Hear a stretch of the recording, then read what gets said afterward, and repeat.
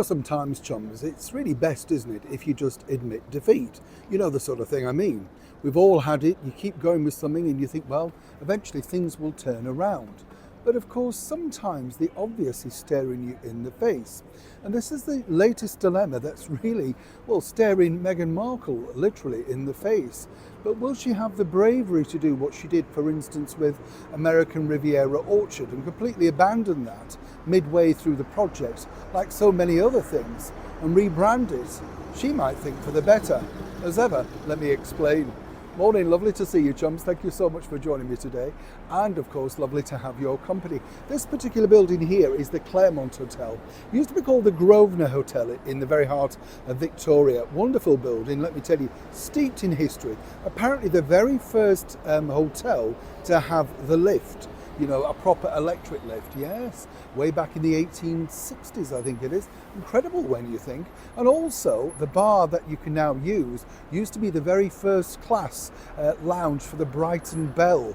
And that was an infamous train, all going from Victoria, because all the big stars like Laurence Olivier and, the majors like Ralph Richardson and stuff, who all lived down in Brighton while appearing in the West End, would pick up the Brighton Bell and take it from there, all before having a drink in what was the first class lounge, but is now, of course, a wonderful bar. Do check it out. Steeped, as I say, in history of the Grosvenor Hotel.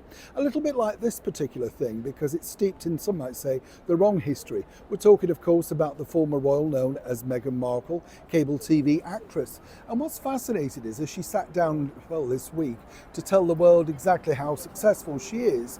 And it was, the problem, I would say, is if she'd have been a little bit more honest in that interview, it could have worked very much in her favour. If she'd have said, I made a real sort of terrible mess of the first thing with the American Riviera, or I didn't really know what I was doing, and I was, all this sort of stuff. People might have thought, what, we've all been there, it sort of works. But with Meghan, it's kind of like her detail about the boxing and the unboxing and the tissue paper and, the sort of thing. She just couldn't admit a bit of failure. And that's partly, I would say, the real problem that she has.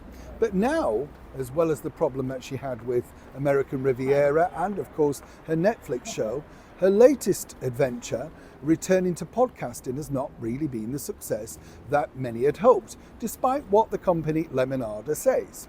You see, the problem that you have with a situation like that is it's all built on the brand, and the brand has to be something that the audience want to listen to. It's supposed to be female founders. Not really, though, is it? And that's part of the problem.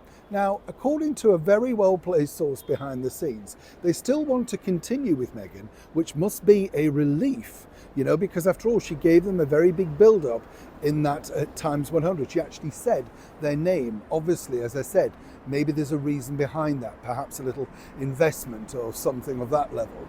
But what's interesting is they truly believe that rather than having the difficult title of female founders, perhaps just simply girl talk with Meghan.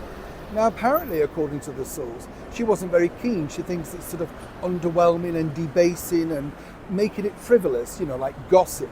But actually, girl talk can mean anything. You can still talk business. You can still talk detail. And again, what's fascinating is it's an easier title to find. Higher up, of course, in the alphabet, some people might suggest, and an easier thing to trick. Of course, better to find on the sort of, platforms, GG, GT, whatever, girl talk.